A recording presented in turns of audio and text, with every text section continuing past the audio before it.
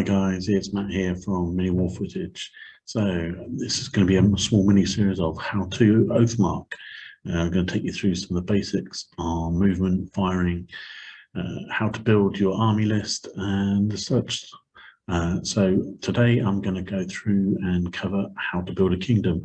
So to create a kingdom, there's some basic rules to that.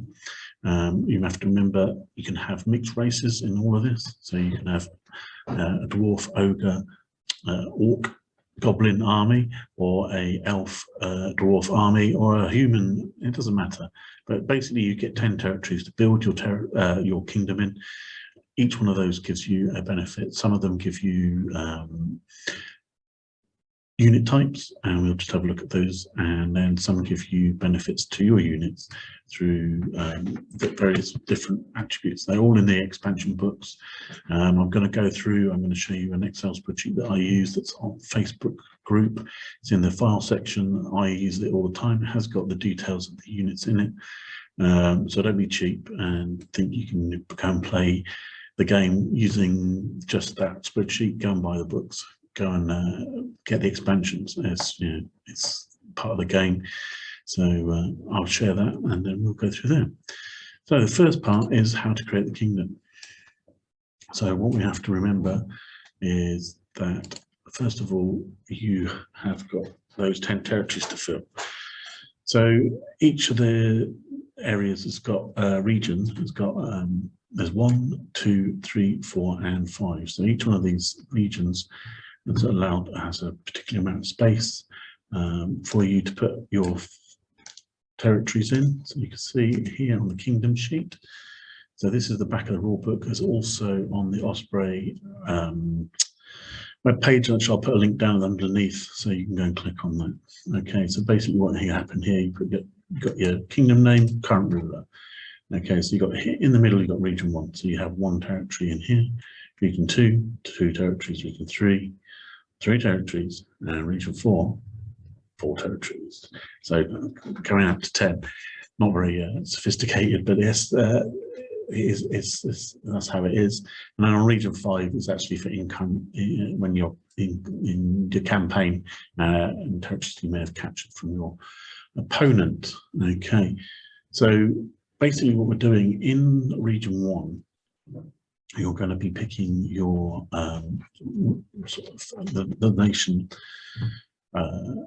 capital. So that is going to be one of the cities that are available to you. So you've got the dwarf city, you've got the human city, the elf city, ogre, I keep saying ogre, orc, goblin, or there's 2 undead variants as well.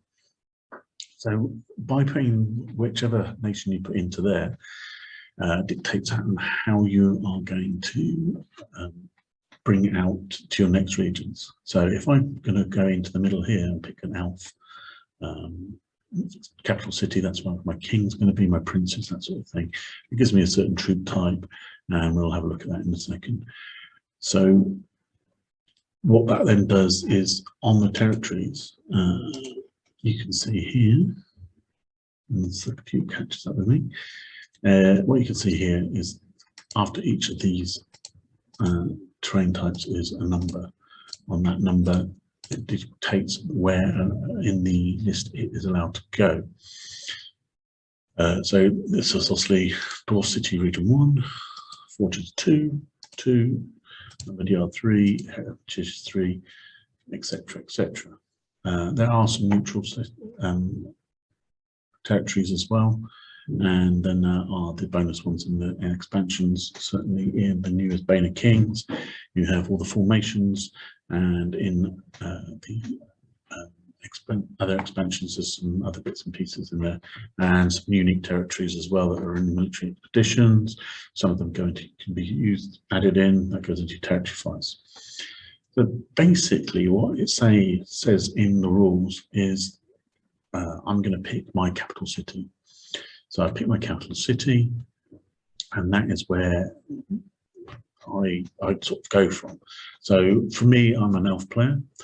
So what I can do then is pick in territory 2, I can pick anything that's a rarity of 2 or less to go into that area.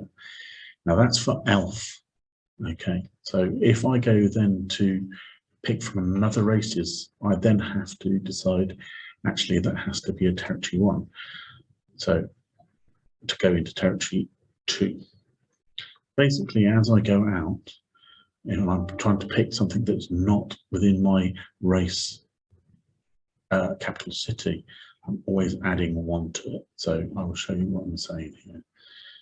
So if I had I've got an elf capital and I want to pick a dwarf city, okay, so I would only be able to put in a dwarf city into region 2 and not the forges, which is a 2, okay, because I have to add that 1 into there. So dwarf city, because it's not my race, my capital and cities race, it comes to a 2. Forges would be a 3. And then the hermitages would be 4 because I'm adding, because it's not my starting race. Okay, I hope that makes sense. It probably doesn't, but let me have a comments if you get confused, and we can discuss. So what does that mean? Well, I'm going to just take you to my Excel spreadsheet. Okay, so like I said, this spreadsheet here is in the file section in Facebook. So Osprey haven't taken it down. It does have, like I said, it does have details of the armies of the units therein. So I'm not going to show that on here, but they're there. Okay, so here's my kingdom, got Elfward. So I could put my capital city, founding race. So I'm just typing that elf. Okay, my name for the capital city.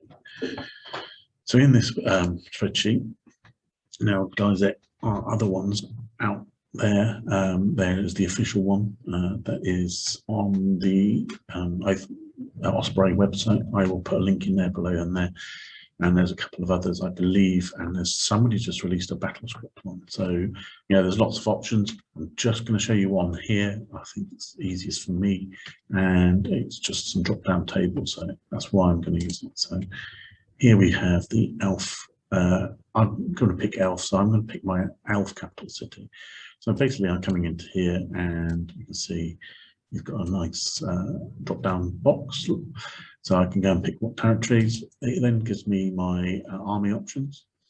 So you can see here I'm entitled to 1 elf king, 1 elf prince, 1 general, or 2 elf captains, 1 elf champion, 1 spellcaster of level 1 or 2, and elf soldiers, elf spearmen, and elf archers. So that's basically telling me what I can have from my territories.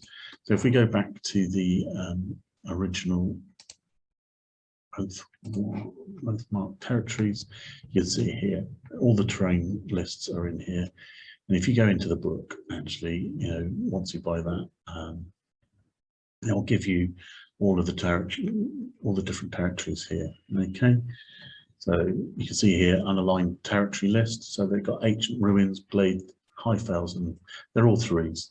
So those have to go into your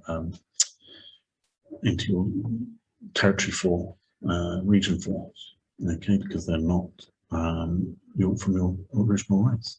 You can see here goblin cities, goblin knot, and all terrain, elf. Okay, so we're just going to go back to my spreadsheet. So next I've picked here, region 2 are both elf. So what I've gone here, forest and silver mines.